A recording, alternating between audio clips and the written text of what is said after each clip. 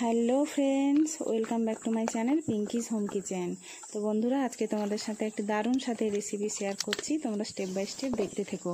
আর ভালো লাগলে অবশ্যই লাইক কমেন্ট শেয়ার করো এবং চ্যানেলটিকে সাবস্ক্রাইব করে আমার পাশে থেকো। তো দেখো, এখানে আমি কাঁচকলা আর আলু প্রেসার কুকারে সেদ্ধ করতে বসিয়ে দিয়েছি। এখন ওই সেদ্ধ করা আলু কাঁচকলাকে পোটাটো মেশার দিয়ে ভালো করে ম্যাশ করে নিয়েছি। এখন কড়াইতে সাদা তেল গরম করে এর মধ্যে দিয়ে দিয়েছি পেঁয়াজ কুচি। পেঁয়াজ কুচিটা ভালো করে নেড়ে চেড়ে এখন দিয়ে দিচ্ছি আদা রসুন কুচি। আদা রসুন কুচিটা একটু ভালো করে কষিয়ে নিয়ে এখন দিয়ে দিচ্ছি কালো জিরে, সাদা জিরে আর দিচ্ছি কালো সর্ষে। দিয়ে এগুলোকে আবার ভালো করে নেড়ে চেড়ে এর মধ্যে দিয়ে দেবো কাঁচা লঙ্কা আর চিলি ফ্লেক্স। কাঁচা লঙ্কাটা আমি শিলনোড়াতে একটু ছেঁচে নিয়েছি।